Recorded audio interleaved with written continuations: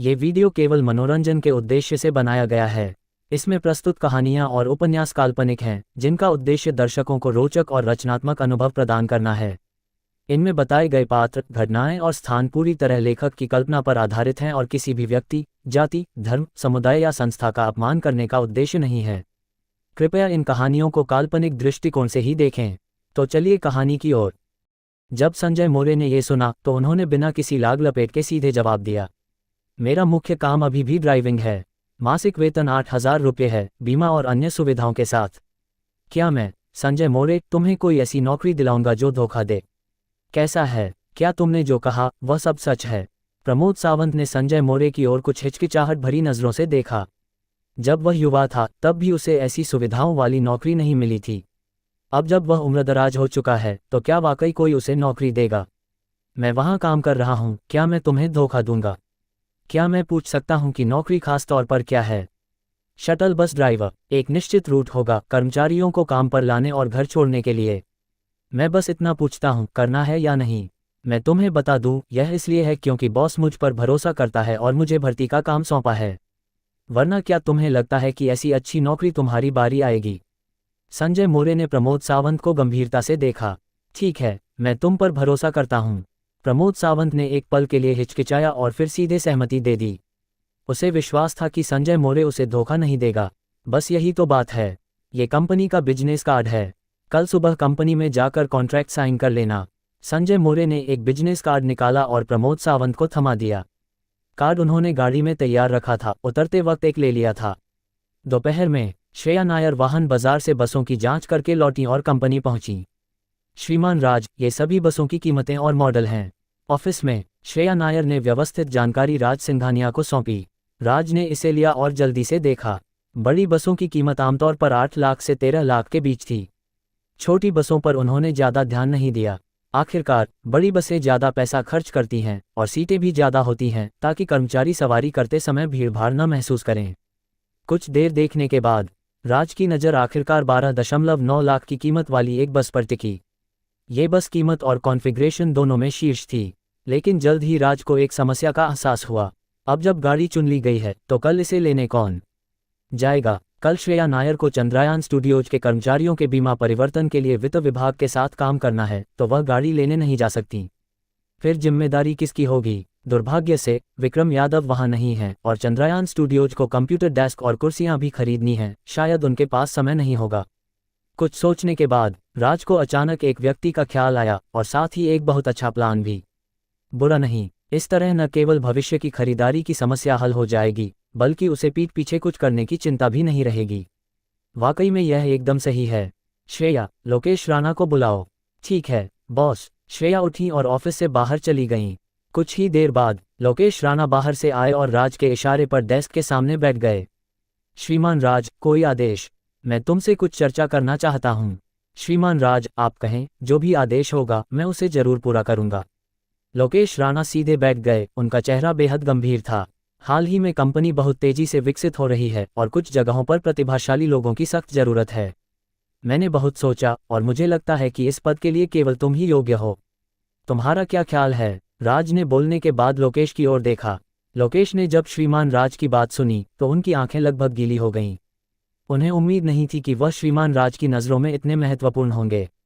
उन्होंने गहरी सांस ली और गंभीरता से कहा, श्रीमान राज, बस आदेश दें। चाहे वह चाकुओं का पहाड़ हो या आग का समंदर, मैं, लोकेश राणा, सब कर सकता हूँ। लोकेश की प्रतिक्रिया देखकर राज मन ही मन खुश हुए। आखिरकार वह इस चालाक व्यक्ति को दूसरी जगह भेज सकते थे। उन्होंने गला साफ किया और धीरे से बोले, बात यह है कि कंपनी के कैंटीन के स्थापित होने और कंपनी के नवीकरण व विकास के साथ लॉजिस्टिक्स सपोर्ट में प्रतिभाओं की भारी कमी है। इसलिए मैं तुम्हें लॉजिस्टिक्स में ट्रांसफ़र करना चाहता हूँ। प्रतिभाओं की कमी के कारण तुम्हें शायद 2 पद संभालने होंगे। 2 पद, खरीदारी विभाग का प्रमुख और जीवन विभाग का प्रमुख।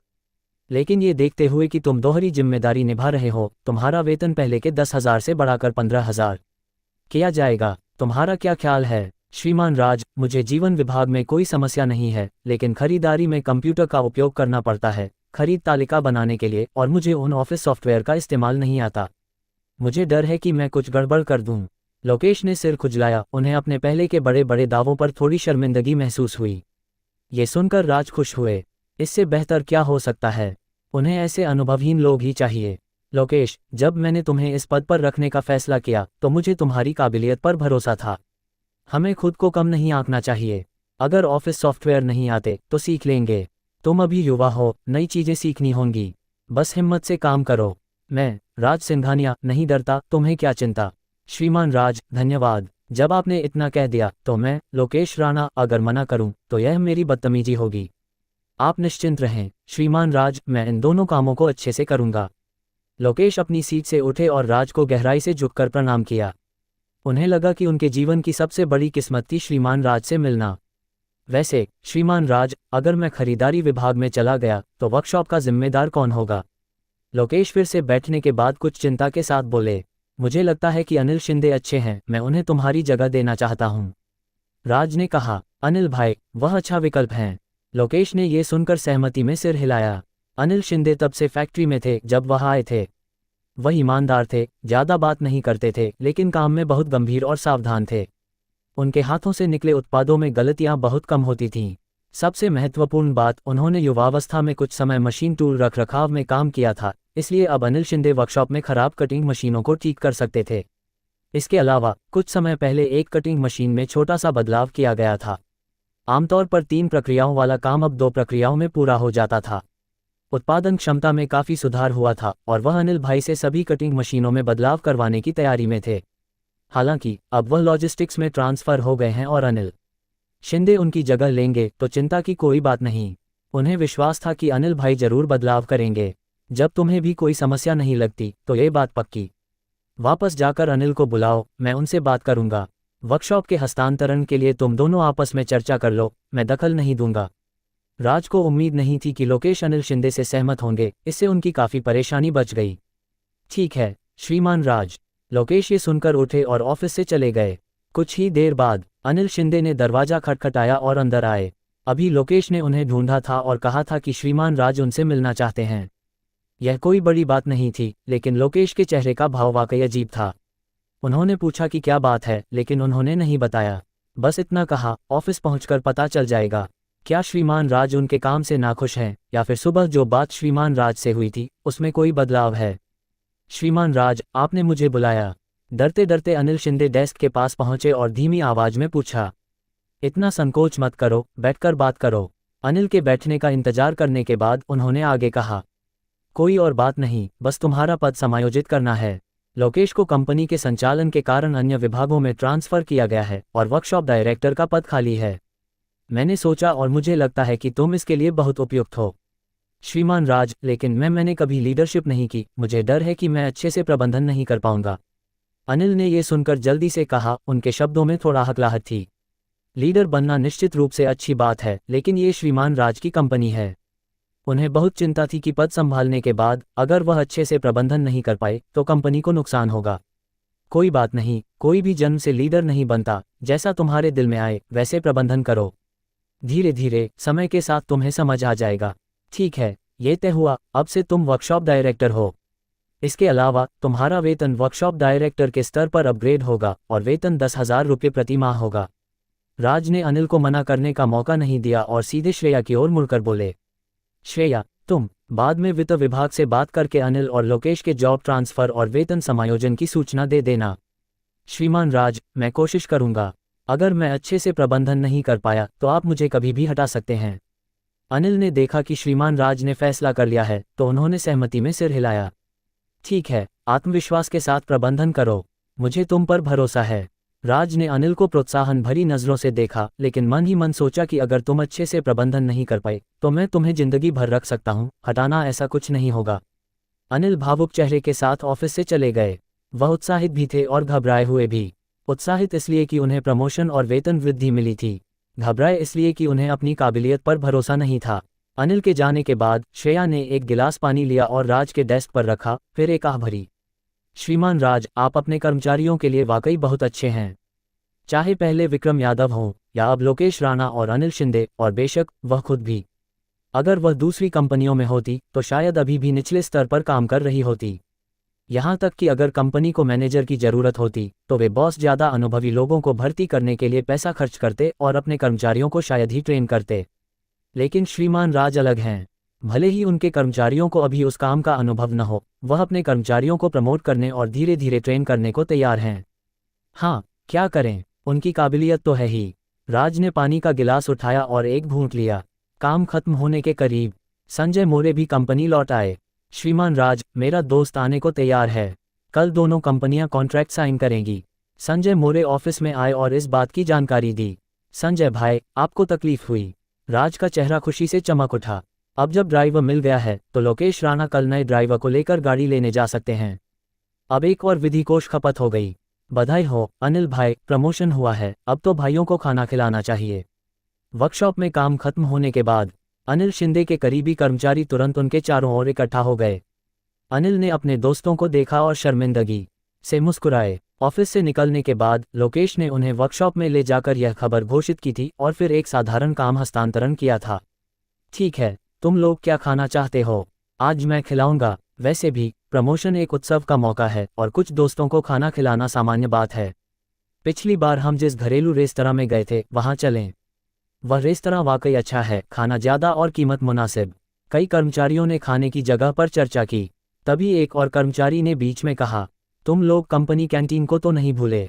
वहां स्टार शेफ खाना बनाते हैं, एक भोजन में 6 व्यंजन और मात्रा की कोई सीमा नहीं। स्वाद तो उस घरेलू रेस्तरां से कहीं बेहतर है और फ्रिज में रखे शराब और पानी भी असीमित हैं, जितना चाहो पी सकते हो, बस बर्बाद नहीं करना है। ये सुनकर सभी चुप हो गए और एक दूसरे को देखने लगे। कैंटीन कल रात को आधिकारिक तौर पर खुली थी, लेकिन सिर्फ एक रात के खाने ने उन्हें पूरी तरह से जीत लिया था। कैंटीन में घुसने से पहले उन्हें कैंटीन के खाने से ज़्यादा उम्मीद नहीं थी, लेकिन जब वे खाना लेने गए तो उनकी धारणा पूरी तरह से बदल गई। कुल 6 व्यंजन थे, जिनमें breast pork slice, breast prawns, sweet and sour spare ribs आदि शामिल थे। और हर व्यंजन इतना स्वादिष्ट था कि उनकी भूख बढ़ गई। पेय भी बहुत अच्छे से तैयार थे। खाने की मेज के चारों ओर 6 बड़े फ्रिज रखे थे, जिनमें शीतल पेय, मिनरल वाटर, बियर और दूध थे। उन कंपनी कैंटीनों की तुलना में, जहां एक दिन गोभी और अगले दिन बीन्स मिलती थी, ये बिल्कुल अलग दुनिया थी। कैंटीन की 2 दीवारों पर 2 बड़े LCD टीवी भी लगे थे और खाना खाते समय फिल्म देख सकते थे। माहौल बस बहुत शानदार था। खाने पीने के बाद दूसरी मंजिल पर एक आराम कक्ष था। जो व्यायाम करना चाहते थे वे टेबल टेनिस खेल सकते थे और जो आराम करना चाहते थे वे मसाज चेयर पर मसाज ले सकते थे। कैंटीन में खाना खाएं? अनिल ने टटोलते हुए पूछा। बिल्कुल, रेस्तरां का खाना कैंटीन के खाने जितना अच्छा नहीं है। कैंटीन चलते हैं, पता नहीं आज का खाना क्या है। सच कहूं, मुझे तो थोड़ी भूख लगने लगी है। कई लोग एक साथ कंपनी कैंटीन की ओर बढ़े, सभी के चेहरों पर मुस्कान थी। राकेश भाई, ये रेस्तरां खुल गया है। राकेश भट्ट ने अपने सहकर्मी की बात सुनी, खिड़की से अंदर झांका और पाया कि यह वाकई में खुल गया है। कुछ दिन पहले जब वह यहाँ से गुजरे थे तब यह अभिनवीकरण के दौर में था। उन्हें उम्मीद नहीं थी कि यह आज खुल जाएगा। अंदर की सजावट और माहौल को देखकर यह बहुत अच्छा लग रहा था। पता नहीं किस बॉस ने यहाँ रेस्तरां बनाया, लेकिन कीमत कितनी होगी? सोचने के बाद उन्होंने कहा, क्यों न हम अंदर जाकर देखें? ठीक है, चलो अंदर देखते हैं। अगर खाना अच्छा है और कीमत ठीक है तो हमें बाहर खाने के लिए टैक्सी लेने की जरूरत नहीं पड़ेगी। दूसरे सहकर्मी ने सहमति में सिर हिलाया। दोनों एक साथ कैंटीन में घुसे। अंदर घुसते ही ठंडी हवा उनके चेहरे पर लगी। ये रेस्तरां अच्छा है, एयर कंडीशनिंग इतनी शानदार है, सजावट भी अच्छी है, कुर्सियां सस्ती नहीं लगती। अरे, ये 2 बड़े LCD टीवी अच्छे हैं, इनकी कीमत तो काफ़ी होगी। राकेश भट्ट ने अपने सहकर्मी की प्रशंसा सुनी, उनकी आंखों में आश्चर्य था। हालांकि उन्हें सजावट के बारे में ज़्यादा नहीं पता था, लेकिन सेंट्रल एयर कंडीशनर का तापमान, 2 बड़े LCD टीवी और चारों ओर रखे कई बड़े फ्रिज, ये सब दिखाता था कि इस रेस्तरां के मालिक ने बहुत पैसा खर्च किया है। लेकिन यहाँ कोई वेटर क्यों नहीं दिख रहा? राकेश भट्ट ने चारों ओर देखा और थोड़ा असमंजस में पड़ गए। जल्द ही दोनों एक बूथ पर पहुंचे जहां व्यंजन बड़े करीने से रखे थे। Roast chicken, breast pork elbow, spicy shrimp tail. Rakesh Bhatt ने एक एक करके व्यंजनों को देखा और सुगंध ने उन्हें ललचा दिया। वह खुद को रोक नहीं पाए और उनका गला रुंध गया। तभी उन्होंने एक मोटे आदमी को शेफ की वर्दी में बूथ से बाहर आते देखा तो उन्होंने पूछा, नमस्ते, ये व्यंजन कैसे बिकते हैं? मनोहर सिंह ने सवाल सुनकर दोनों की छाती की ओर देखा। उनके पास कंपनी का बैज नहीं था तो उन्होंने आह भरी। माफ़ करें, ये रेस्तरां नहीं है, ये चांदनी टेक्सटाइल मिल्स का कर्मचारी कैंटीन है। उन्हें नहीं पता था कि आज कितनी बार लोगों ने इसे नया रेस्तरां समझ लिया था।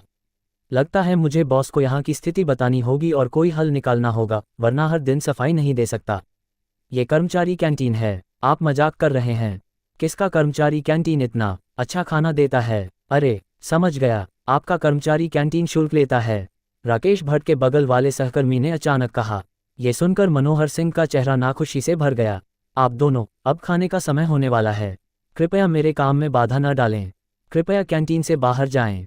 माफ़ करें, हमने गलती कर दी, राकेश भट्ट ने माफ़ी मांगते हुए कहा और फिर अपने सहकर्मी को खींचकर बाहर ले गए। चलते चलते वह कैंटीन की सजावट को देख रहे थे और मन ही मन सोच रहे थे कि इस कंपनी का बॉस वाकई उदार है, इतना पैसा खर्च करके कर्मचारी कैंटीन बनवाए। आधे रास्ते में उन्होंने देखा कि कुछ लोग कैंटीन में प्रवेश करने लगे थे। उन लोगों के वर्क यूनिफॉर्म और वर्क बैज को देखकर चांदनी टेक्सटाइल मिल्स, ये स्पष्ट था कि ये लोग इस कैंटीन की कंपनी के कर्मचारी थे। जल्द ही वे लोग बूथ पर गए, कुछ व्यंजन लिए, अपनी सीटों पर बैठ गए और उन्होंने कोई भुगतान नहीं किया। जाहिर है, ये खाना उनके सहकर्मी के कहे अनुसार शुल्क आधारित नहीं था, बल्कि यह मुफ्त था। ये सुविधा वाकई शानदार है, राकेश भट्ट ने आह भरी और कैंटीन से बाहर निकल गए। लेकिन कुछ कदम चलने के बाद उन्होंने एक परिचित चेहरा कैंटीन के दरवाजे में प्रवेश करते देखा। अनिल शिंदे, वह यहाँ कैसे? लेकिन उनके वर्क यूनिफॉर्म को देखकर उन्हें समझ आ गया, जाहिर है यह अनिल शिंदे इस कंपनी का कर्मचारी है। राकेश भाई, आप यहाँ कैसे? अनिल शिंदे ने सामने राकेश भट्ट को देखा और आश्चर्य से पूछा।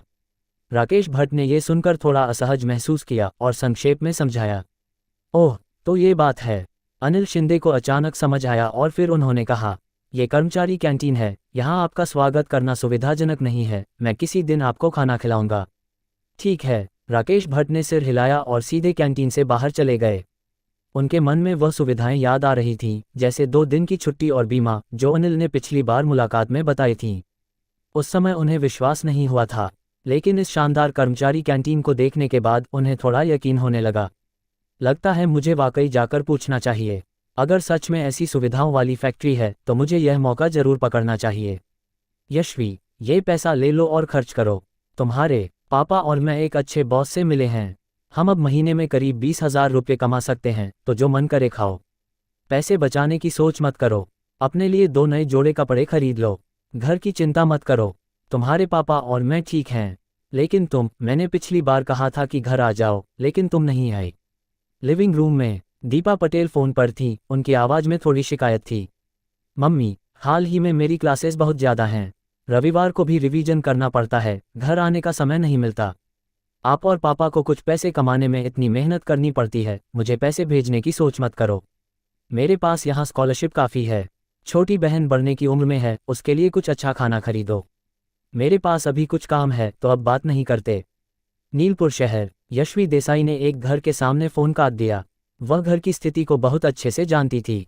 कौन सा बॉस उन्हें 20,000 रुपये की तनख्वाह देगा? उन्हें झूठ बोलने के लिए इससे बेहतर कारण भी नहीं सूझा। ठीक है, फिलहाल ये पैसा रख लेती हूँ, घर जाने पर उन्हें दे दूंगी, वरना वे फिर चिंता करेंगे। फ़ोन पर ट्रांसफ़र रिकॉर्ड को देखकर यशवी देसाई ने आह भरी, फ़ोन रखा और सामने के दरवाजे पर हल्के से दस्तक दी। जल्द ही दरवाज़ा खुला और एक अधेड़ उम्र की महिला बाहर आई।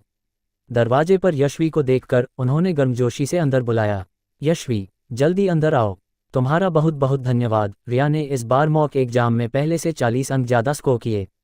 दूसरा दिन, दोपहर का ब्रेक, चांदनी टेक्सटाइल मिल्स के प्रवेश द्वार पर कपड़ा फैक्ट्री के कुछ कर्मचारी एक नई बस का मुआयना कर रहे थे। हाय राम, ये बस कहाँ से आए? मैंने अभी मंत्री लोकेश को बस से उतरते देखा, ये बॉस ने तो नहीं खरीदी? रुकिए, मंत्री लोकेश के बाहर आने पर पूछते हैं। कई कर्मचारी बस के आसपास फुसफुसा रहे थे। कुछ ही देर बाद लोकेश राणा घर से बाहर आए, उनके पीछे एक अनजान व्यक्ति था। सब लोग यहाँ हैं। लोकेश ने बस के चारों ओर खड़े कपड़ा फैक्ट्री के कर्मचारियों को देखा। तो फिर यही घोषणा कर देना अच्छा है। हाँ, आपके बगल वाली बस को श्रीमान राज ने खरीदा है, और इसका उद्देश्य, बेशक। लोकेश ने यहाँ जानबूझकर रुककर ठहराव लिया। कपड़ा फैक्ट्री के लोगों ने ये देखा और उत्सुकता से बोले, बेशक क्या? जल्दी बताए। हाँ, हम यहाँ कब से इंतजार कर रहे हैं। लोगों की बेचैनी देखकर लोकेश मुस्कुराए और बोले, बेशक यह आप लोगों के लिए शटल बस के रूप में इस्तेमाल होगी। अब देखता हूँ कौन बाहर जाने की असुविधा की शिकायत करता है। श्रीमान राज ने आपके आवागमन के लिए बहुत पैसा खर्च किया है। इस बस की कीमत 10 लाख से ज़्यादा है, तो आप सब मेहनत से काम करें। भले ही मैं अब दूसरे विभाग में ट्रांसफ़र हो गया हूँ, अगर मुझे पता चला कि आप में से कोई काम के समय आलस करता है तो किसी को भी अच्छा नहीं लगेगा। उनका लहजा धीरे धीरे गंभीर हो गया। मंत्री लोकेश, चिंता न करें। श्रीमान राज हमारे लिए इतने अच्छे हैं, आपको सामने आने की जरूरत नहीं। अगर मुझे कोई आलस करता दिखा तो मैं सबसे पहले उसे माफ नहीं करूंगा। बिल्कुल, श्रीमान राज ने हमारी खातिर काम के घंटे इतने कम किए हैं। अगर फिर भी कोई आलस करना चाहता है तो वह कृतघ्न है। आगे से हम एक दूसरे की निगरानी करेंगे और काम के समय कोई आलस नहीं करेगा। कपड़ा फैक्ट्री के कर्मचारी गुस्से में चिल्लाए। लोकेश ने सभी कर्मचारियों की एकजुटता को देखा और संतुष्टि से सिर हिलाया। उन्होंने मन ही मन सोचा कि श्रीमान राज कर्मचारियों के लिए इतने अच्छे हैं, शायद इसलिए कि वह ऐसा दृश्य देखना चाहते हैं। कंपनी के सभी कर्मचारी एकजुट हैं। ऐसी नींव के साथ भले ही नए कर्मचारी भर्ती हों, वे इस माहौल से प्रेरित होकर समूह में घुल मिल जाएंगे। ऐसी कंपनी का भविष्य निश्चित रूप से उज्ज्वल है। ऑफिस में राज कैंटीन से श्रेया के लाए खाने को खा रहे थे। अचानक बाहर से शपथ जैसी चीख सुनाई दी। खाना उठाने का उनका हाथ हवा में रुक गया और मुंह में लिया खाना अचानक बेस्वाद लगने लगा। लोकेश राणा, ये चालाक आदमी। श्रीमान राज, क्या ये भेड़ का चॉप आपके स्वाद में नहीं है? श्रेया नायर ने देखा कि राज सिंघानिया ने भेड़ का चॉप उठाने के बाद अचानक खाना बंद कर दिया और कुछ चिंता के साथ पूछा। बुरा नहीं है। राज अपनी सोच से वापस आए और हाथ हिलाकर इशारा किया। मुख्य रूप से वह थक गए थे। जल्द ही खाना खत्म हो गया। श्रेया अपनी वर्क स्टेशन पर लौटी, चुपके से एक छोटी नोटबुक निकाली और उसमें लिखा, श्रीमान राज को भेड़ के चॉप पसंद नहीं हैं। नीचे देखने पर कुछ और लिखा था, श्रीमान राज शराब नहीं पी सकते। कर्मचारी कैंटीन, कैसा है राकेश भाई? मैंने तुमसे झूठ नहीं बोला, श्रीमान राज वाकई बहुत अच्छे इंसान हैं। इस कर्मचारी कैंटीन के खाने को देखो, बाहर के रेस्तरां इसके सामने कुछ भी नहीं है। किचन के शेफ को श्रीमान राज ने स्टार रेटेड होटलों से भारी कीमत देकर बुलाया है। संजय मोरे ने सामने बैठे प्रमोद सावंत को देखा और लगातार बातें करते रहे। धन्यवाद। प्रमोद सावंत ने अपने पुराने दोस्त को देखा और हजारों शब्दों के बाद केवल धन्यवाद कहा। थोड़ी देर पहले उन्हें एक ट्रांसफर मैसेज मिला था जो उनकी तनख्वाह का था और आखिरकार उन्हें संजय मोरे की अग्रिम खर्च की बात पर यकीन हुआ। ये कंपनी वाकई खास है। धन्यवाद क्यों, बस अपनी गाड़ी अच्छे से चलाओ और श्रीमान राज के लिए कोई हादसा मत होने देना। मैं ऐसा ही करूंगा। प्रमोद सावंत ने सिर हिलाया। इतनी अच्छी नौकरी को वह कैसे नहीं संभालेंगे। चंद्रयान स्टूडियोज। विक्रम यादव और फरहान कुरैशी ऑफिस में बैठकर चाय पी रहे थे। निदेशक विक्रम, मुझे आपकी मोलभाव करने की कला की तारीफ करनी होगी। आपने 75 वर्ग मीटर के ऑफिस को 64 वर्ग मीटर तक कम करवा दिया। फरहान ने चाय पीते हुए विक्रम यादव को प्रशंसा भरी नजरों से देखा।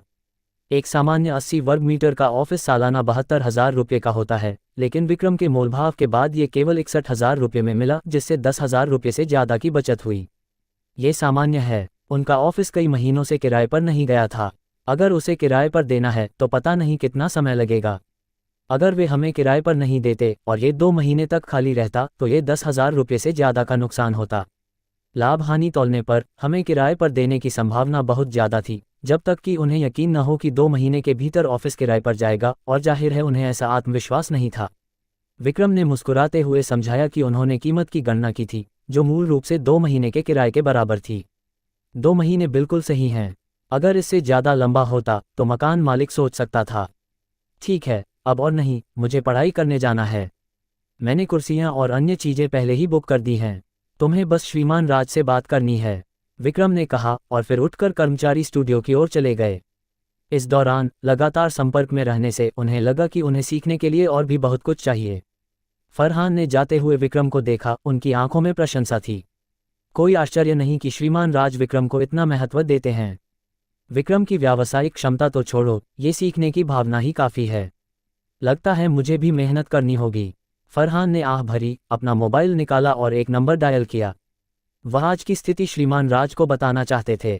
आखिरकार इतने सारे टेबल कुर्सियों की खरीद और नए वर्कशॉप के किराए की बात बॉस को बतानी जरूरी थी।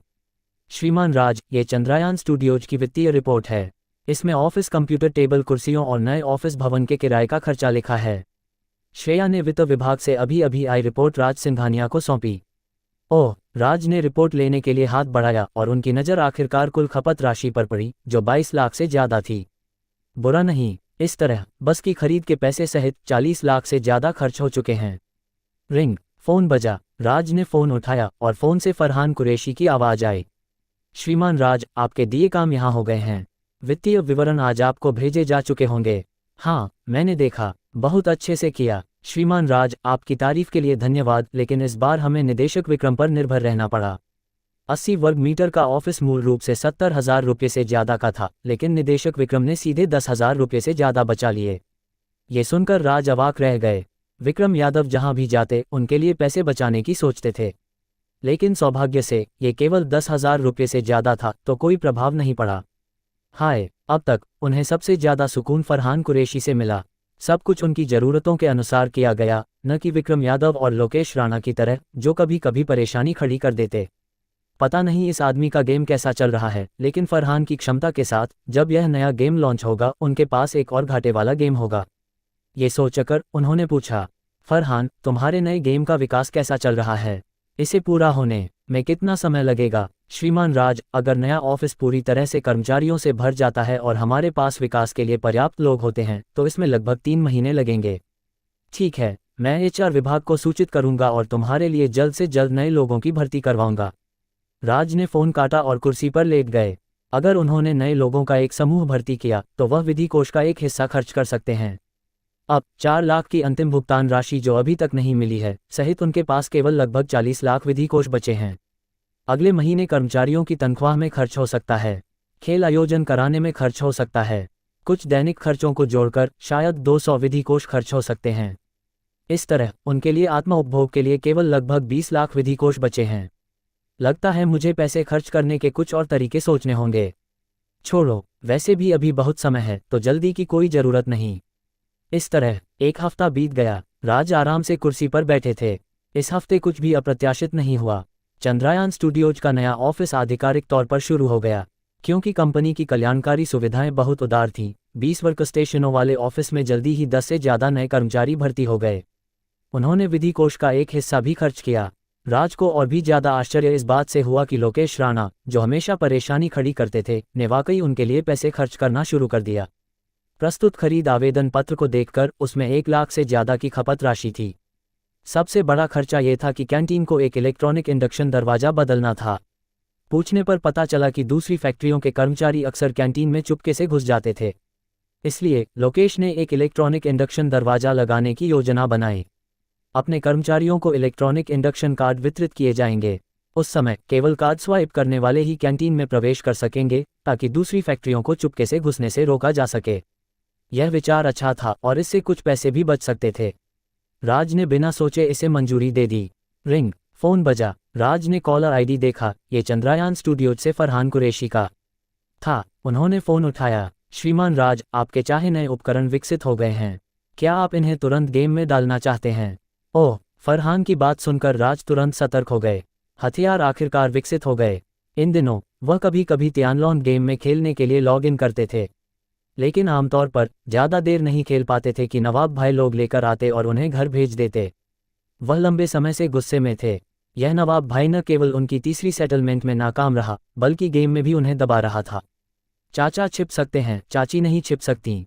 नए उपकरणों के साथ वह आखिरकार अपनी पिछली बेइज्जती का बदला ले सकते हैं। ये सोचकर उन्होंने बिना हिचक जवाब दिया, ठीक है, तुरंत ऑनलाइन करो और विस्फोट दर को सबसे कम रखना याद रखें। ठीक है श्रीमान राज, मैं इसे ऑनलाइन करने की व्यवस्था करता हूँ।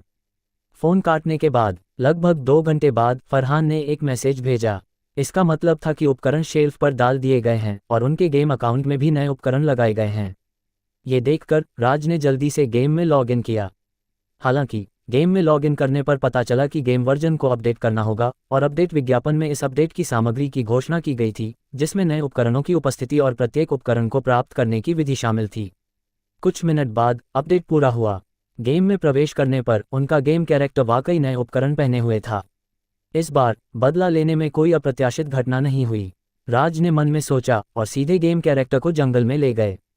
पिछले अनुभव के अनुसार जल्द ही नवाब भाई लोग लेकर आएंगे। जाहिर है किसी को गेम में उनकी प्रतीक्षा करने के लिए भेजा गया है। फिर वही हुआ। ज़्यादा देर नहीं हुई कि एक समूह ने उन्हें घेर लिया और अगवा नवाब भाई था। थोड़ी देर बाद राज ने गेम कैरेक्टर को वहां से हटाया और उनके पीछे धीरे धीरे फीकी पड़ती एक लाश थी। नए उपकरणों के साथ वाकई अंतर है। उन्होंने फिर से सेकंडों में मारने का आनंद लिया और इन लोगों के लिए उनके शरीर पर उपकरण हासिल करना इतनी जल्दी संभव नहीं है। तो वह गेम में अब आराम से घूम सकते हैं। कितना मस्त है। कुछ गड़बड़ है। अचानक हमला करने की ताकत इतनी ज़्यादा कैसे हो गई? हाँ, मुझे तो एक झटके में मार दिया गया। मुझे कारण मिल गया। अपडेट घोषणा देखो। अरे, इस गेम में फिर से नए उपकरण आए हैं। वह लड़का नए उपकरण पहने है। चेतन जैन ने चैट रूम में जानकारी देखी, भौहें सिकुड़ी, अपडेट घोषणा ढूंढी और उसे खोलकर देखा। जल्द ही उनकी भौहें उठ गईं। यह अपडेट उनके लिए थोड़ा अप्रत्याशित था। उन्हें लगा था कि यह अभी भी लॉटरी इवेंट से उपकरण प्राप्त करने वाला होगा, और इस बार अपडेट किए गए उपकरणों को जंगली राक्षसों से गिराना होगा। रोचक, लेकिन जल्द ही उन्हें एक समस्या का एहसास हुआ। इस गेम के उपकरण अभी अभी लॉन्च हुए हैं।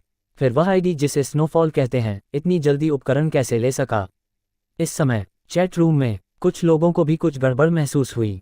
ये ठीक नहीं है, यह उपकरण अभी अभी लॉन्च हुआ है और इसे जंगली राक्षसों से गिराना पड़ता है। फिर उस लड़के ने इतनी जल्दी सारे उपकरण कैसे ले लिए? हाँ, अरे, वह बदमाश तो कोई साजिशकर्ता नहीं है। साजिशकर्ता? चेतन जैन ने चैट रूम में बातचीत देखी और खुद से बुदबुदाया। उन्हें इस गेम में लंबे समय से कोई साजिशकर्ता नहीं दिखा था। उन्हें लगा था कि यह गेम साजिशकर्ता नहीं रखेगा, लेकिन उन्हें फिर से एक साजिशकर्ता दिखा। क्या ये गेम कंपनी अभी भी इस गेम को बचाना चाहती है? अगर यह गेम वाकई अपने चरमकाल में वापस आ सकता है तो यह अच्छा होगा। मन में सोचते हुए चरमकाल में कई गिल्डों के एक साथ लड़ने का दृश्य उन्हें अभी भी थोड़ा याद आता है। हालांकि अब एक साजिशकर्ता उनके सामने दिखावा करना चाहता है, ये वाकई हास्यास्पद है। पहले जितने साजिशकर्ताओं को उन्होंने हराया, उन्हें दोनों हाथों से गिनना मुश्किल है। ये सोचकर उन्होंने जल्दी से चैट रूम में एक मैसेज भेजा। सब लोग मेरे उपकरण रिफ्रेश करें, एक उपकरण के लिए 10,000 ट्रांसफ़र प्राप्त हुआ। हर्ष भाई, कमाल। हर्ष भाई, अपना वॉलेट तैयार रखें, मैं रात भर काम करने को तैयार हूँ। एक किराए के घर में। जतिन मल्होत्रा ने मैसेज भेजने के बाद उठकर फ्रिज से कुछ रेड बुल की बोतलें निकाली और टेबल के पास रख दीं। एक उपकरण की कीमत 10,000। इस सेट में गहनों सहित 10 उपकरण हैं। उन्होंने आज रात भर उपकरण रिफ्रेश करने की योजना बनाई है। अगर वह 5 या 6 उपकरण रिफ्रेश कर लेते हैं तो ये 50,000 या 60,000 रुपये होंगे। इतना आसान पैसा कमाने का मौका वह कैसे छोड़ सकते हैं? चेतन जैन ने सकारात्मक जवाब देने वाले गिरोह के सदस्यों को देखा और हल्के से मुस्कुराए। पैसे के आधा परपेओ की मात्रा आधा तस्वीरान के साथ उन्हें विश्वास था कि ये लोग राक्षसों को रिफ्रेश करने के लिए जरूर मेहनत करेंगे।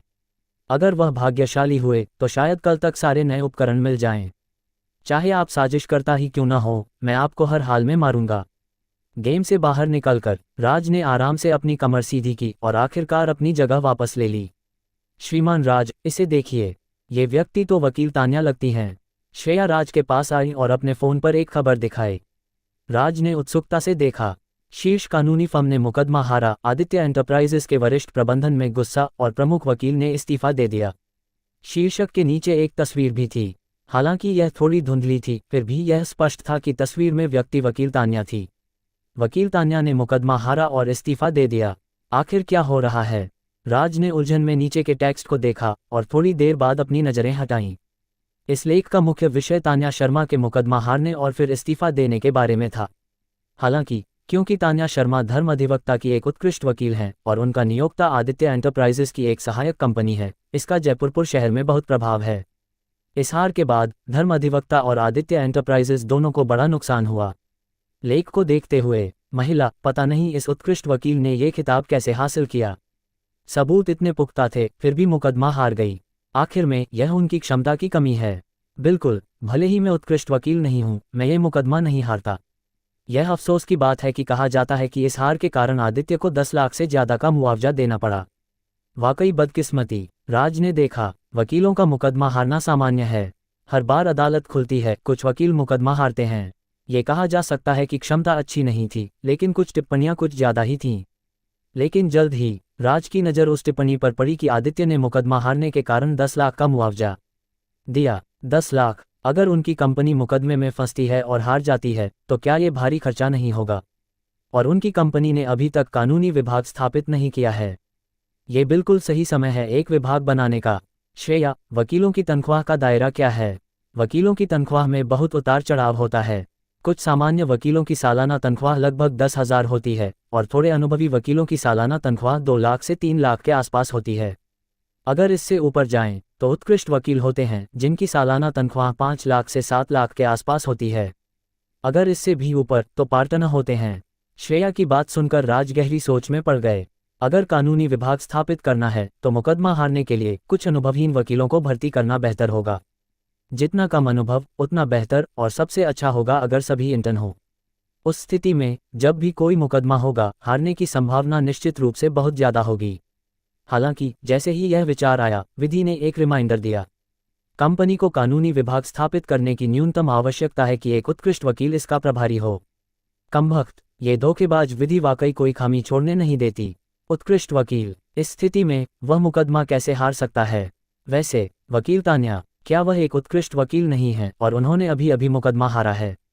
बाकी चीज़ों को छोड़ दें, कम से कम तान्या शर्मा की व्यावसायिक क्षमता अन्य उत्कृष्ट वकीलों की तुलना में निश्चित रूप से कम होगी।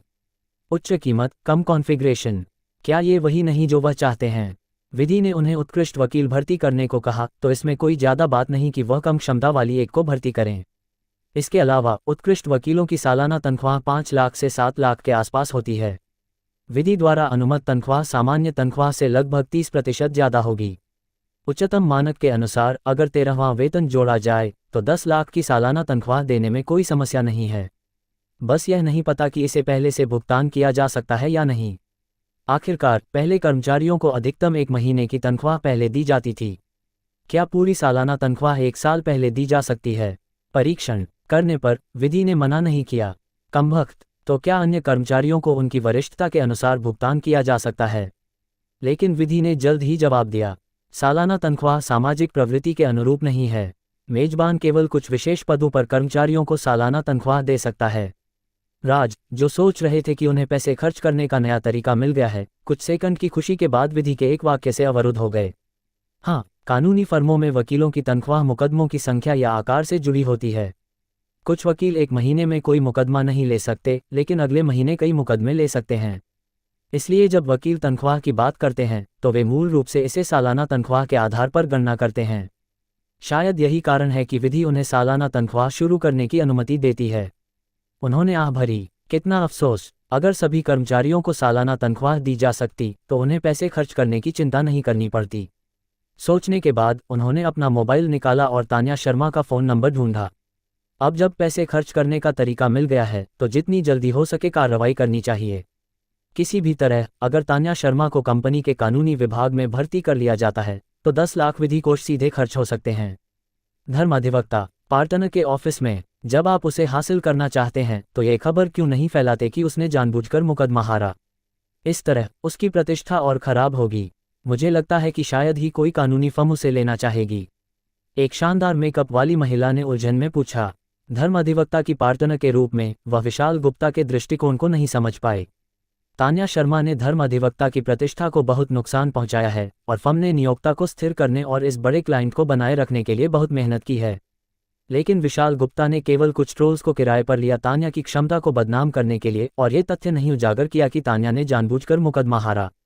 विशाल गुप्ता ने आराम से चाय पी, सामने बैठी महिला को देखा और धीरे से बोले, इंटरनेट प्रभावी है। भले ही मैं ये खबर फैलाऊं, तान्या उस समय इस खबर के कारण बर्बाद हो सकती है, लेकिन लंबे समय बाद ज़्यादातर लोग इसे भूल जाएंगे। उस समय तान्या की क्षमता के साथ क्या आपको लगता है कि वह लगातार गिरावट में रहेगी? एक सक्षम व्यक्ति के लिए यह नकारात्मक खबर घातक नहीं है। इसके अलावा अगर उसे कोने में धकेल दिया जाता है तो वह घायल परिवार की बात को पूरी तरह से उजागर कर सकती है। उस समय भले ही उसने जानबूझकर मुकदमा हारा हो, वह बहुत सारे लोगों की समझ या सहानुभूति हासिल कर लेगी। लोग हमेशा सहज रूप से कमजोर पक्ष का साथ देते हैं। अगर यह वाकई इस हद तक पहुंच जाता है तो कौन जीतेगा और कौन हारेगा यह अज्ञात है। और इस तरह हमारा नियोक्ता भी जनता की राय में आ जाएगा और फिर यह बड़ा क्लाइंट शायद वाकई नहीं बचेगा। विशाल गुप्ता की बातें सुनकर प्रिया माथुर की भौहें सिकुड़ गईं। लेकिन उसे इतनी आसानी से छोड़ देना बहुत आसान है। उसे इतनी आसानी से छोड़ देना कैसे संभव है? विशाल गुप्ता ने अनिच्छुक दिख रही प्रिया माथुर को देखा और हल्के से मुस्कुराए। उन्होंने टेबल पर पड़ी एक USB फ्लैश ड्राइव उठाए और उसे हिलाया। कभी कभी जब आप 100% निश्चित नहीं होते कि आप दूसर को पूरी तरह से खत्म कर सकते हैं तो उस पर बंदूक तानकर रखना सबसे बड़ा नियंत्रण है। इस USB फ्लैश ड्राइव के साथ मैंने उसकी कमजोर नस पकड़ ली है। मैं सबसे सही समय का इंतजार कर सकता हूं उसे घातक प्रहार देने के लिए। विशाल गुप्ता के होंठ हल्के से मुड़े, एक रहस्यमयी मुस्कान दिखाए। श्रीमान राज, आप वकील तान्या को कंपनी के कानूनी मामलों के लिए भर्ती करना चाहते हैं। लेकिन वकील तान्या, श्रेया ने राज की योजना सुनी और कुछ चिंता के साथ बोली। आखिरकार वकील तान्या अभी जनता की राय में हैं। इस समय उन्हें कंपनी में भर्ती करने से बुरा प्रभाव पड़ने की चिंता थी। कोई बात नहीं, राज ने बेपरवाही से हाथ हिलाया। संजय भाई को सूचित करो कि गाड़ी तैयार करें। मैंने चाय और चर्चा में मुलाकात का समय तय किया है और थोड़ी देर में निकलूंगा। ठीक है श्रीमान राज। श्रेया ने सिर हिलाया। चूंकि श्रीमान राज ने मन बना लिया था तो उन्हें और कुछ कहने की जरूरत नहीं थी। चाय और चर्चा में तान्या शर्मा ने सामने बैठे राज को देखा और मजाक में बोली, श्रीमान राज, इस बार आप मुझसे मिलने आए हैं, क्या फिर से कंपनी खरीदने की बात है? पिछली 2 बार जब दूसरी पार्टी ने उनसे मुलाकात की थी तब कंपनी खरीदने की बात थी। इस बार कंपनी खरीदने की बात नहीं है। मैंने आपकी खबर देखी। राज ने हंसते हुए सामने बैठी तान्या शर्मा से धीरे से कहा। ये सुनकर तान्या एक पल के लिए रुकी, सहज रूप से अपने चश्मे को ठीक किया और राज को देखा। मुझे नहीं लगता कि श्रीमान राज इतने बोर हैं कि मुझे यहाँ मजाक देखने के लिए बुलाएंगे। बिल्कुल, राज ने मुस्कुराते हुए श्रेया की ओर इशारा किया। ये देखकर श्रेया ने जल्दी से तैयार नियुक्ति पत्र तान्या की ओर बढ़ाया। तान्या, आप इसे देख सकती हैं। ये हमारी कंपनी का नियुक्ति पत्र है। नियुक्ति पत्र? ये सुनकर तान्या ने उत्सुकता से सामने धकेले गए नियुक्ति पत्र को खोला और देखा। सामग्री देखने के बाद तान्या का चेहरा आखिरकार बदल गया।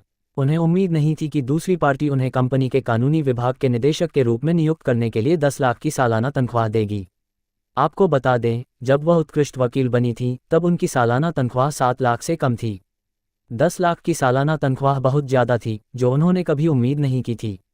इससे भी महत्वपूर्ण बात, उनकी प्रतिष्ठा अब बहुत खराब हो चुकी है। अगर वह कुछ सामान्य मुकदमे हारती तो ऐसा नहीं होता। मुख्य बात यह है कि जिस मुकदमे में वह हारी उसका नियोक्ता आदित्य एंटरप्राइजेस के तहत एक कंपनी थी और आदित्य एंटरप्राइजेस जयपुर शहर में एक अग्रणी उद्यम है। उनके मुकदमा हारने का मतलब है कि उन्होंने आदित्य एंटरप्राइजेस को नाराज कर दिया। इसलिए जो लोग अंदर की बात जानते हैं वे उनसे बचते हैं, डरते हैं कि कहीं वे भी फंस न जाएं। इसलिए जब से उन्होंने धर्म अधिवक्ता से इस्तीफा दिया, उनकी पेशकश को कई कानूनी फर्मों ने लगातार अस्वीकार कर दिया। और इस सबसे निचले बिंदु पर उनके सामने बैठे इस युवक ने उन नकारात्मक टिप्पणियों के बावजूद उन्हें एक अवसर दिया जिससे वह थोड़ा उलझन में पड़ गईं। क्या आपको इस बात की चिंता नहीं है कि मेरी वर्तमान प्रतिष्ठा का कंपनी पर बुरा प्रभाव पड़ेगा? मेरी कंपनी हर महीने अधिकतम कर चुकाती है और कभी भी कोई गैरकानूनी या अनुशासनहीन परियोजनाएं नहीं चलाती। मुझे किसी बात की चिंता नहीं है, राज सिंघानिया ने बेपरवाही से कहा, लेकिन मन ही मन चिल्ला रहे थे, प्रभाव अच्छा है और ज़्यादा प्रभाव हो तो बेहतर, ताकि कंपनी को नुकसान हो। तान्या शर्मा राज के जवाब को सुनकर चुप हो गईं। मौजूदा स्थिति के आधार पर राज की कंपनी में शामिल होना उनके लिए सबसे अच्छा विकल्प था। लेकिन अभी भी उनके मन में एक शंका थी।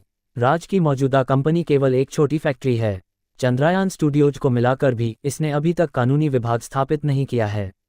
ये सोचकर उन्होंने पूछा, श्रीमान राज, कंपनी के बारे में मेरी समझ के आधार पर कानूनी विभाग स्थापित करने की कोई ज़रूरत नहीं है। वकील तान्या, क्या हर चीज़ को सिर्फ वर्तमान के आधार पर देखना चाहिए? कंपनी का विकास समय की बात है, इसलिए कानूनी विभाग को जल्दी स्थापित करना एक सावधानी के तौर पर देखा जा सकता है। राज ने सिरदर्द के साथ समझाया। 100,000 क्यों? अगर श्रीमान राज ये गारंटी दे सकते हैं कि कंपनी का भविष्य का विकास कानून और नियमों का उल्लंघन नहीं करेगा या नैतिकता की न्यूनतम सीमा को नहीं छुएगा, तो मैं आपकी कंपनी में शामिल हो सकती हूँ। तान्या ने एक पल के लिए हिचकिचाहट के बाद धीरे से कहा, कानून और नैतिकता उनकी न्यूनतम सीमा है। अगर यह आदित्य एंटरप्राइजेस जैसी अनैतिक कंपनी होती जो अपने कर्मचारियों की सुरक्षा की परवाह नहीं करती, तो वह करोड़ों की सालाना तनख्वाह की पेशकश के बावजूद शामिल नहीं होती। मैं इसकी गारंटी दे सकता हूँ। राज ने सिर हिलाया। ये मांगें उनके लिए कुछ भी नहीं थीं। तो फिर हम कॉन्ट्रैक्ट साइन करने का समय तय करते हैं, तान्या ने हल्के से मुस्कुराते हुए कहा। वह राज की बातों पर कुछ हद तक भरोसा करती थीं। आखिरकार उन्हें राज के कर्मचारियों की कुछ सुविधाओं की समझ थी। उन्हें विश्वास था कि ऐसा बॉस जो अपने कर्मचारियों की इतनी परवाह करता है, कुछ भी अनैतिक नहीं करेगा। तो कल चांदनी टेक्सटाइल मिल्स में कॉन्ट्रैक्ट साइन करते हैं। वकील तान्या को जगह तो याद होगी। याद है, कल मिलते हैं। दोनों ने औपचारिकता में कुछ बातें की और चाय और चर्चा से एक साथ निकल गए। देर रात एक किराए के घर में जतिन मल्होत्रा ने टेबल पर रखी रेड बुल की बोतल पी और लाल आंखों से कंप्यूटर स्क्रीन को घूरते हुए यंत्रवत रूप से गेम कैरेक्टर को राक्षसों को मारने के लिए नियंत्रित किया। इसी तरह 1 घंटा 2 घंटे सुबह होने तक जतिन मल्होत्रा उलझन भरे चेहरे के साथ सीट पर पीछे झुक गए और अपने सिर को दोनों हाथों से जोर से रगड़ा ताकि वह और जाग सकें। समूह घोषणा खोलकर यह पुष्टि करने के बाद कि उन्होंने गलत राक्षस को नहीं मारा, वह संदेह में पड़ गए। क्या वह इतने बदकिस्मत हैं? पूरी रात उन्हें एक भी उपकरण नहीं मिला। क्या कोई गलती हो गई? संघ चैट रूम खोलकर उन्होंने योजना बनाई कि बाकी संघ सदस्यों का हाल पूछें। क्या सभी उपकरण मिल गए? थोड़ी देर बाद लोग एक एक करके जवाब देने लगे। मैं आज थोड़ा बदकिस्मत था, मुझे कोई उपकरण नहीं मिला। मुझे लगा मैं अकेला बदकिस्मत हूँ। तुम्हें ऐसा देखकर राहत मिली। तुम्हें नहीं मिला दादी, मैं पूरी रात जागा और मुझे कुछ नहीं मिला। जतिन मल्होत्रा ने चैट रूम में संघ सदस्यों की बातचीत देखी और महसूस किया कि कुछ गड़बड़ है। अगर एक या दो लोग बदकिस्मत हैं और उन्हें कोई उपकरण नहीं मिला तो ठीक है, लेकिन अगर सबको कोई उपकरण नहीं मिला तो बात अलग है। इस गेम डेवलपर ने विस्फोट दर को कितना कम कर दिया है। कल 30 लोग नहीं बल्कि 20 लोग पूरी रात उपकरण तैयार करने में लगे थे। उनमें से एक को भी उपकरण नहीं मिला। ये वाकई हास्यास्पद है। सोचने के बाद उन्होंने मोबाइल निकाला और एक कॉल किया। थोड़ी देर बाद कॉल कनेक्ट हुआ। क्या बात है? फोन पर नाखुशी भरे लहजे को सुनकर जतिन ने जल्दी से बोला, हर्ष भाई, कुछ गड़बड़ है।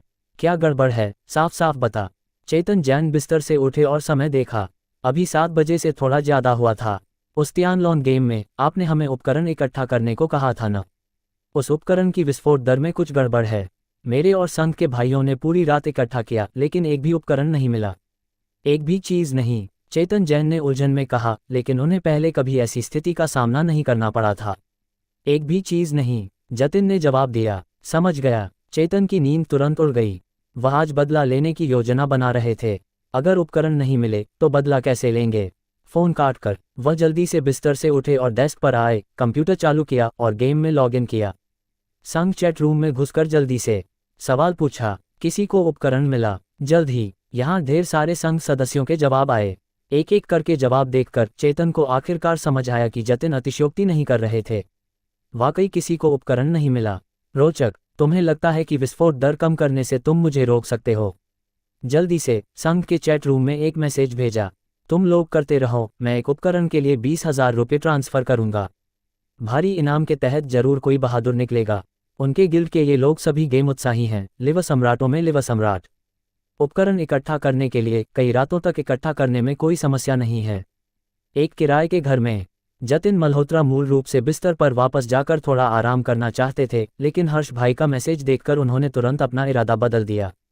वह उठे और फ्रिज की ओर गए, रेडबुल की ढेर सारी कैन निकाली और टेबल पर रख दी। उन्होंने एक कैन खोली और आधी पी, फिर गेम कैरेक्टर को उपकरण इकट्ठा करने के लिए नियंत्रित करना जारी रखा।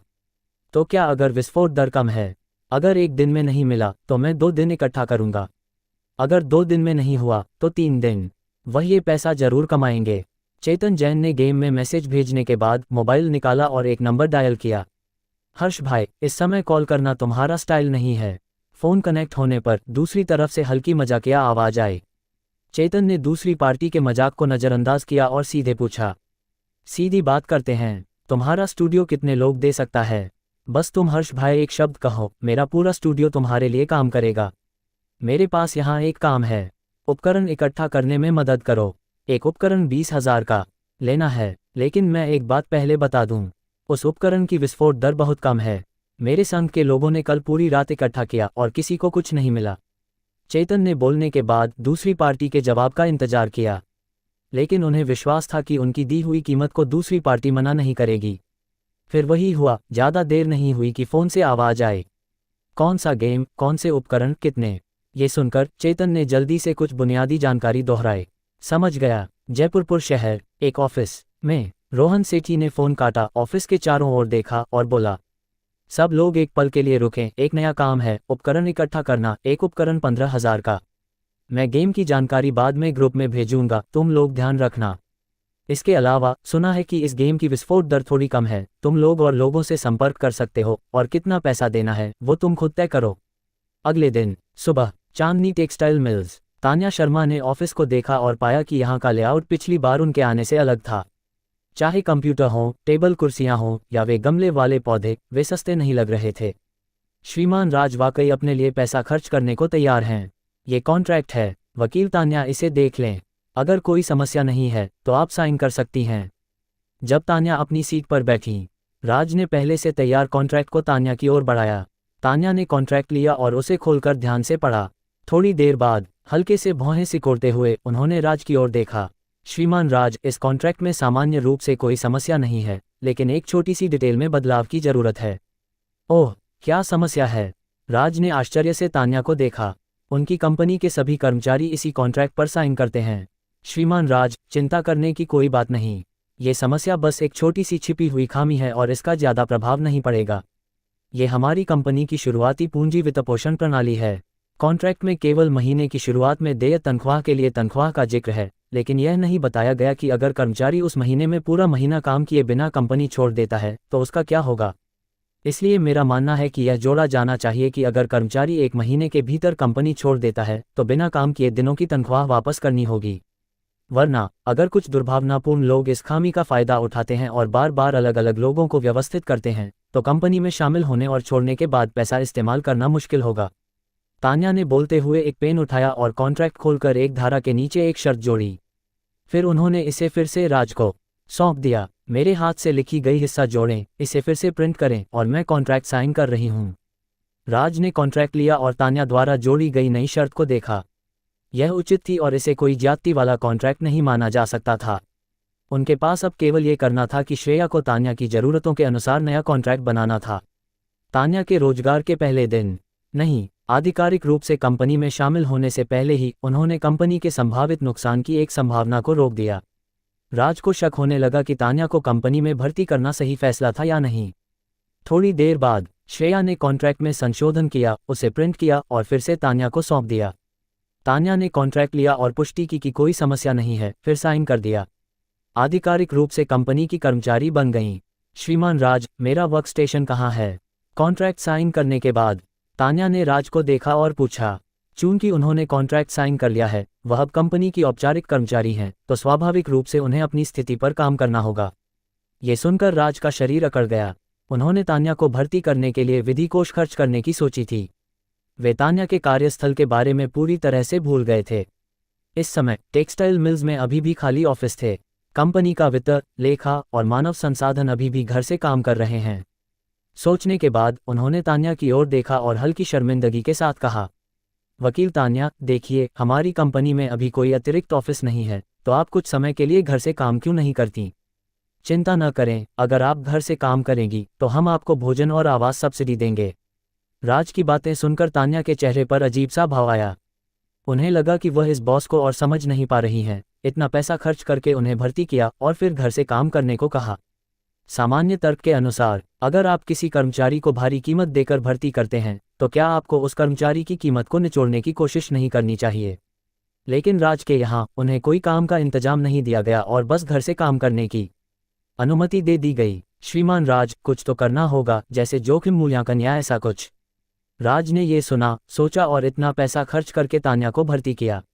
अगर वाकई उन्हें कुछ करने नहीं दिया तो शायद विधि उन्हें निष्क्रिय और काम में बाधा डालने वाला मानेगी।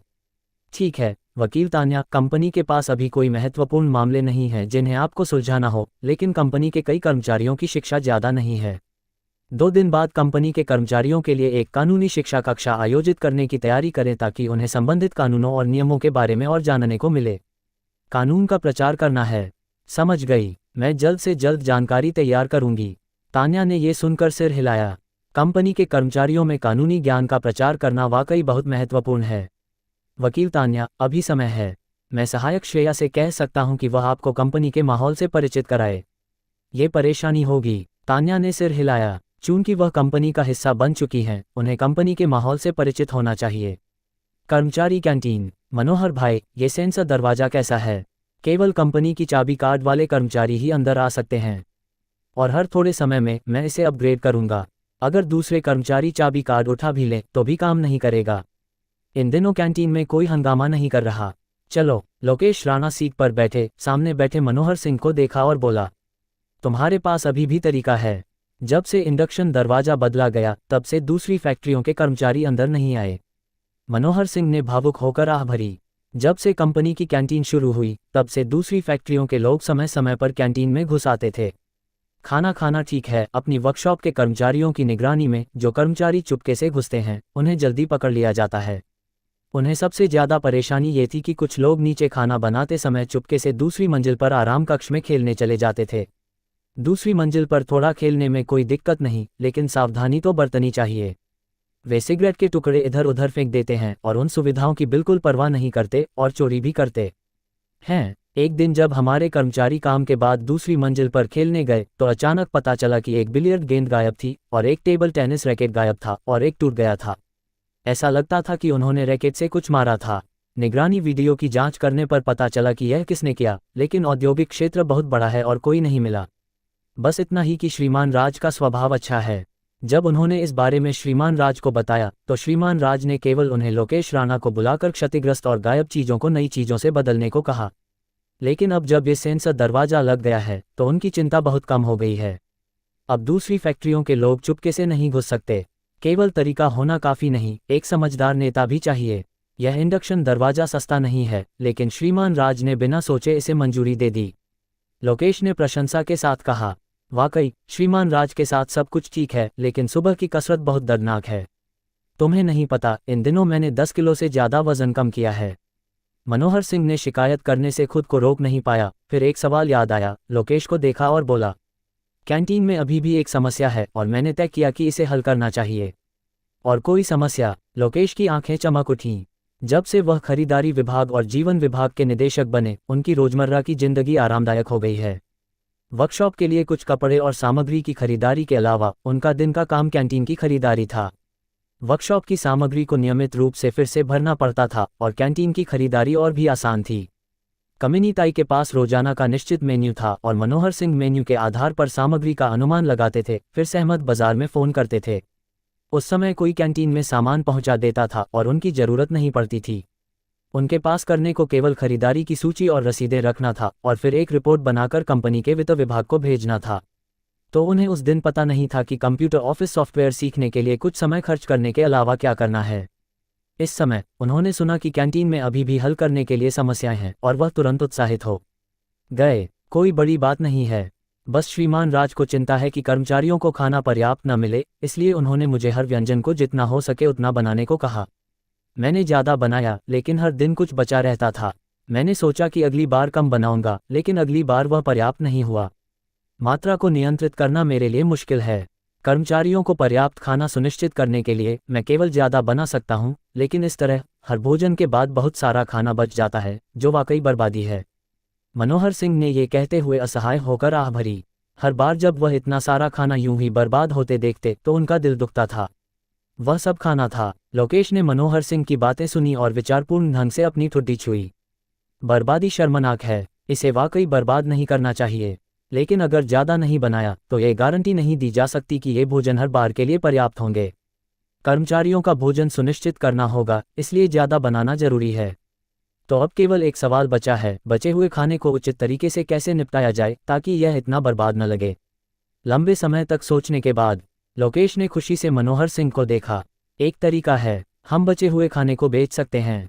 बेचें? कैसे? मनोहर सिंह ने उलझन में लोकेश को देखा। देखो, औद्योगिक क्षेत्र के प्रवेश द्वार पर हर दोपहर और शाम को फूड ट्रक फास्ट फूड बेचते हैं। हम भी बचे हुए खाने को भोजन पैकेज में बना सकते हैं और बेच सकते हैं। मैं पहले उन भोजनों को बहुत खाता था। 2 मांसाहारी व्यंजन और 1 शाकाहारी व्यंजन 13 रुपये के होते थे और उन भोजनों के डिब्बे सभी जालीदार होते थे। हर जाली में ज़्यादा सब्जियां नहीं होती थीं, लेकिन हमें इतनी परेशानी की ज़रूरत नहीं है। बस डिस्पोजेबल लंच बॉक्स की एक खेप खरीद लें। एक लंच बॉक्स में 2 व्यंजन आ सकते हैं, साथ में चावल का एक डिब्बा 15 रुपये में। 15 रुपये बहुत महंगा है। तुमने अभी कहा था कि दूसरे लोग 2 मांसाहारी और 1 शाकाहारी व्यंजन के लिए केवल 13 रुपये लेते हैं। तुम इन 2 व्यंजनों के लिए 15 रुपये ले रहे हो। कोई खरीदेगा? मनोहर सिंह ने चिंतित होकर पूछा। लोकेश ने मनोहर सिंह की चिंतित बातें सुनी और सिर हिलाया। ये बिल्कुल महंगा नहीं है। सबसे पहले ये खाना पकाने की कला के बारे में है। मनोहर भाई, तुम लोग सभी शानदार शेफ हो। तुम जो व्यंजन बनाते हो वे बाहर के उन फास्ट फूड रेस्तरां से कहीं बेहतर हैं। इसके अलावा हमारी कैंटीन में हर भोजन के लिए 6 व्यंजन होते हैं और लगभग हर व्यंजन में मांस होता है, तो एक लंच बॉक्स में 2 मांसाहारी व्यंजन हैं। फिर खाने की मात्रा की बात है। उनके 3 व्यंजनों को मत देखो, लेकिन हर व्यंजन एक छोटी जाली में होता है। उन्हें जोड़ने पर उतना खाना नहीं होता जितना एक लंच बॉक्स में होता है। और हमारे पास पूरा एक लंच बॉक्स सफ़ेद चावल का है। समग्र रूप से ये पूरी तरह से 15 रुपये के लायक है और हम तो बस बचे हुए खाने का निपटान कर रहे हैं। मुझे लगता है कि ज़्यादा हिस्से नहीं होंगे, तो इसे बिकने की चिंता करने की ज़रूरत नहीं है। और अगर हम इसे पूरी तरह से नहीं बेच पाए तो भी कोई नुकसान नहीं है, क्योंकि यह वैसे भी बचा हुआ है। सबसे महत्वपूर्ण बात, हमारी वर्कशॉप दूसरी वर्कशॉप से पहले काम खत्म करती है। जब हमारे कर्मचारी खाना खा लें तो शायद दूसरी फैक्ट्रियों के कर्मचारी अभी काम खत्म नहीं किए होंगे। हमारे पास बचे हुए खाने को लंच बॉक्स में डालने के लिए पर्याप्त समय है। तो फिर कोशिश करें, मनोहर सिंह ने हिचकिचाते हुए कहा। उन्होंने पहले कभी ऐसा नहीं किया था और नहीं पता था कि यह तरीका संभव है या नहीं। लेकिन जैसा लोकेश ने कहा, ये वैसे भी बचा हुआ है, तो अगर कोई नहीं खरीदता तो भी कोई नुकसान नहीं है। बिल्कुल कोशिश करनी होगी। मैं बाहर जाकर डिस्पोजेबल लंच बॉक्स खरीदूंगा और रात के खाने के समय इसे आजमा कर देखूंगा कि प्रतिक्रिया कैसी है। लोकेश ने टेबल पर थप्पड़ मारा और जल्दी से उठकर रेस्तरां से बाहर चले गए। यही है, चलो अंदर। उदय वर्मा ने ऑफिस बिल्डिंग पर नजर डाली, अपने मोबाइल पर नेविगेशन चेक किया और अपने पास खड़े 2 सहकर्मियों से कहा। तीनों ऑफिस बिल्डिंग में घुसे, प्रत्येक के हाथ में एक उपहार का डिब्बा था। लिफ्ट में घुसे और आखिरकार एक कंपनी के सामने रुके। चंद्रयान स्टूडियोज। क्या ये श्रीमान राज की दूसरी कंपनी है? उदय वर्मा ने कंपनी के चारों ओर उत्सुकता से देखा और फिर अपने साथ के 2 लोगों के साथ अंदर चले गए। माफ करें, आप किससे मिलने आए हैं? दरवाजे पर कंपनी की रिसेप्शनिस्ट ने अंदर आए 3 लोगों को देखा और पूछा। हम चांदनी टेक्सटाइल मिल्स से सेल्समैन हैं और आपके निदेशक विक्रम से मिलना चाहते हैं। उदय वर्मा ने रिसेप्शनिस्ट के सवाल को सुनकर जवाब दिया। चांदनी टेक्सटाइल मिल्स से हैं? एक पल रुकें, मैं निदेशक के ऑफिस में फ़ोन करती हूँ। रिसेप्शनिस्ट ने सुना कि वे चांदनी टेक्सटाइल मिल्स से हैं तो वह लापरवाही नहीं कर सकी। आखिरकार चांदनी टेक्सटाइल मिल्स भी श्रीमान राज की कंपनी थी और यह पहली कंपनी थी। निदेशक विक्रम को चांदनी टेक्सटाइल मिल्स से ट्रांसफ़र किया गया था। कौन जानता है कि उनके सामने ये लोग भी चांदनी टेक्सटाइल मिल्स से ट्रांसफ़र किए गए नेता हैं। मन में सोचते हुए उसने जल्दी से निदेशक के ऑफिस में फ़ोन किया। थोड़ी देर बाद रिसेप्शनिस्ट ने उदय वर्मा और अन्य लोगों को माफ़ी भरे चेहरे के साथ देखा। मुझे खेद है, निदेशक विक्रम इस समय ऑफिस में नहीं हैं। कृपया एक पल रुकें, मैं अंदर जाकर देखती हूँ। ठीक है, हमें जल्दी नहीं है, उदय वर्मा ने मुस्कुराते हुए जवाब दिया। रिसेप्शनिस्ट ने ये सुना और जल्दी से कंपनी के अंदर चली गई और फिर सीधे कर्मचारी स्टूडियो में गई। फिर वही हुआ, कर्मचारी स्टूडियो में घुसते ही उसने निदेशक विक्रम को एक कर्मचारी के पास बैठे देखा। उनके हाथ में एक नोटबुक थी और वह कुछ लिख रहे थे। ये देखकर वह पास गई और धीरे से बोली, निदेशक विक्रम, चांदनी टेक्सटाइल मिल्स से कुछ सेल्समैन आपसे मिलने आए हैं। विक्रम ने ये सुना, चांदनी टेक्सटाइल मिल्स के सेल्समैन यानी उदय वर्मा। क्या उन्हें कारोबार में कोई दिक्कत हो रही है? लेकिन वह फ़ोन पर बात कर सकते थे, उन्हें मिलने आने की ज़रूरत नहीं थी। मन में सोचते हुए वह उठे और रिसेप्शनिस्ट के साथ बाहर चले गए। नमस्ते, निदेशक विक्रम। उदय वर्मा ने विक्रम को कंपनी से बाहर आते देखा और जल्दी से अभिवादन किया। विक्रम ने उदय वर्मा पर नज़र डाली, फिर उनके हाथ में उपहार के डिब्बे को देखा और तुरंत समझ गए। मेरे साथ आओ। कई लोग निदेशक के ऑफिस में घुसे। उदय वर्मा ने जल्दी से अपने हाथ में उपहार का डिब्बा सौंपा। गुरुजी, मुझे नहीं पता था क्या खरीदना है, तो मैंने कुछ डिब्बे चाय के खरीद लिए। आप इसे आजमा सकते हैं। बोलते हुए उन्होंने अपनी आंखों से पीछे खड़े 2 सहकर्मियों को इशारा किया। ये देखकर बाकी 2 सहकर्मियों ने भी जल्दी से अपने हाथ में उपहार के डिब्बे सौंप दिए। विक्रम ने उपहार का डिब्बा लिया और उसे डेस्क पर रखा। उदय वर्मा को देखा और मजाक में बोला, कमाल है, थोड़े समय में कारोबार करते करते ये सब जल्दी सीख लिया। गुरुजी का ही अच्छा मार्गदर्शन है। उदय वर्मा हंसे। नहीं, मैंने तुम्हें कुछ दिन ही सिखाया, मैं गुरुजी का खिताब नहीं ले सकता। बताओ, मुझसे क्या बात करनी है? विक्रम ने हाथ हिलाया, कुर्सी पर बैठे और उदय को देखा। एक बार गुरु, हमेशा गुरु, उदय वर्मा ने मुस्कुराते हुए जवाब दिया। विक्रम का गंभीर चेहरा देखकर उन्होंने जल्दी से अपना चेहरा सीधा किया और बोला, मेरे साथ ये 2 लोग भी कंपनी के कारोबार में नए हैं और मेरी तरह उनका अनुभव कम है। मैं आज आपसे, गुरुजी, कारोबार चलाने के अनुभव से सीखने आया हूँ। बैठकर बात करें। विक्रम ने ऑफिस में खाली सीटों की ओर इशारा किया। जब तक कुछ लोग बैठे, वह बात करना जारी रखे। अनुभव, बस ज़्यादा दौड़ो, ज़्यादा करो और मेहनत करो। रिजेक्शन से डरो मत और मोटी चमड़ी रखो। समय के साथ तुम धीरे धीरे रास्ता समझ जाओगे। लेकिन मैं तुम्हें इन चीज़ों के बारे में जितना भी बताऊं, तुम तुरंत ऑर्डर नहीं ले पाओगे। तुम आज सलाह लेने आए हो तो मैं तुम्हें एक शॉर्टकट देता हूं। विक्रम बोलते हुए टेबल पर रखा पानी का गिलास उठाने लगे, लेकिन पाया कि गिलास खाली था। तेज नज़र और तेज हाथों वाले उदय ने जल्दी से गिलास लिया और वाटर डिस्पेंसर से एक गिलास पानी लाया। विक्रम ने भरा हुआ गिलास देखा, हल्के से मुस्कुराए और बोलना जारी रखा। पुराना कारोबार इतना दमदार क्यों होता है? अनुभव एक है और दूसरा है ग्राहक आधार। पुराने कारोबार के पास सालों की मेहनत से अनगिनत ग्राहक होते हैं। यही कारण है कि पुराने कारोबार का प्रदर्शन ऊंचा होता है। तो अगर तुम जल्द से जल्द नतीजे चाहते हो, ऑर्डर चाहिए, तो तुम्हें और ग्राहक चाहिए। मेरे लिए, मुझे यहाँ निदेशक बनने के लिए ट्रांसफ़र किया गया है और मुझे नहीं पता कि मैं वापस कारोबार में जा पाऊंगा या नहीं। मैं सीधे तुम्हें अपने कुछ ग्राहक दे देता हूँ। अगर तुम ज़्यादा दौड़ो तो ऑर्डर मिलने की संभावना बहुत ज़्यादा है। धन्यवाद गुरुजी, उदय वर्मा ने आश्चर्य भरे चेहरे के साथ कहा। उन्हें उम्मीद नहीं थी कि इस बार उन्हें इतनी बड़ी उपलब्धि मिलेगी। ठीक है, अगर तुम्हें और कुछ नहीं करना तो जल्दी से कारोबार चलाने जाओ। मैं तुम्हें ये ग्राहक दे रहा हूँ, कहीं ऐसा न हो कि तुम एक भी ऑर्डर न ले पाओ। ग्राहक जानकारी के लिए, मैं इसे व्यवस्थित करके तुम्हारे मोबाइल पर भेज दूंगा। ये उपहार है, मैं इसे स्वीकार करता हूँ।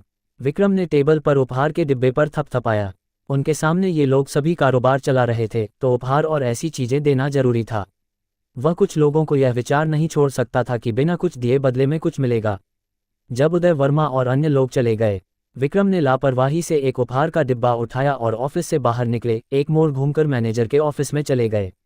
निदेशक विक्रम, मुझे याद है, तुम्हें अभी कर्मचारी स्टूडियो में पढ़ाई करनी चाहिए। फरहान कुरैशी ने अंदर आए विक्रम को देखा और मजाक किया। अरे, टेक्सटाइल मिल से एक युवा शिष्य कुछ कारोबारी सवाल पूछने आया था और फिर कुछ डिब्बे चाय के लाया।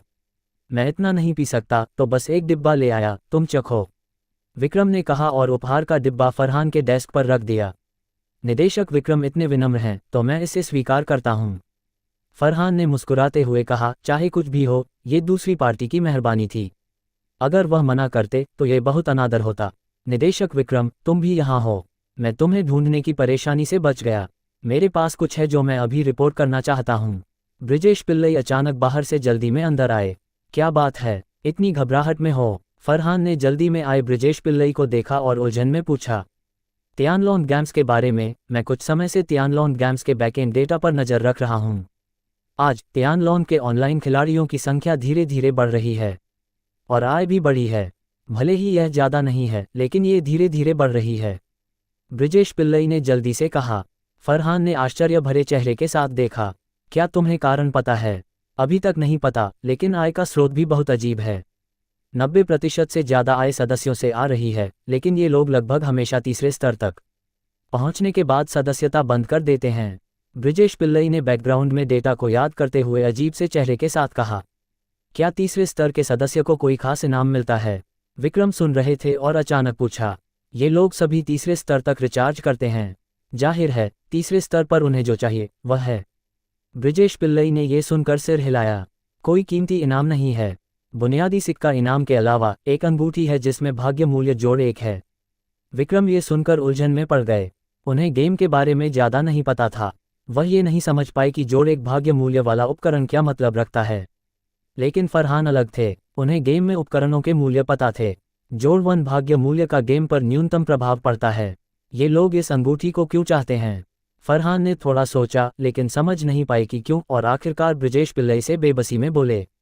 तियानलोन की प्रगति पर नज़र रखते रहो और कोई भी खोज या बदलाव होने पर मुझे तुरंत सूचित करो। Textile mills office. Raj Singhania खुशी खुशी तियानलोन गेम से बाहर निकले। उन्होंने अभी गेम में सभी को मार डाला था। जंगल में जो लोग दिखे उन्हें देखते ही सेकंडों में मार दिया गया। और आज जंगल में वाकई बहुत ज़्यादा लोग थे, लेकिन सभी उनके तलवार के नीचे मरे हुए आत्माएं बन गए। सीट पर झुककर उनकी चेतना विधि पैनल की ओर मुड़ी। इस समय उनके पास 40 लाख से ज़्यादा विधि कोष बचे हैं। हालांकि तान्या की सालाना तनख्वाह अभी तक वित्त विभाग को ट्रांसफ़र नहीं हुई है। ट्रांसफ़र होने के बाद उनके पास 30 लाख से ज़्यादा विधि कोष बचे होंगे। इन 30 लाख से ज़्यादा विधि कोष में से 10 लाख को अगले महीने कर्मचारियों की तनख्वाह, साथ ही कुछ कर और अन्य विविध खर्चों के लिए रखना होगा। इससे 20 लाख से ज़्यादा विधि कोष बचते हैं। महीने के अंत में आयोजित खेल समारोह भी विधि कोष का कुछ हिस्सा खर्च कर सकता है। यानी अगर तुम 10 लाख से ज़्यादा खर्च कर देते हो तो इस बार विधि कोष को साफ कर सकते हो। 10 लाख से ज़्यादा, इसे खर्च करना आसान है। इसके अलावा विधि के निपटान तक अभी भी 40 दिन से ज़्यादा समय है, तो उनके पास खर्च करने के लिए पर्याप्त समय है।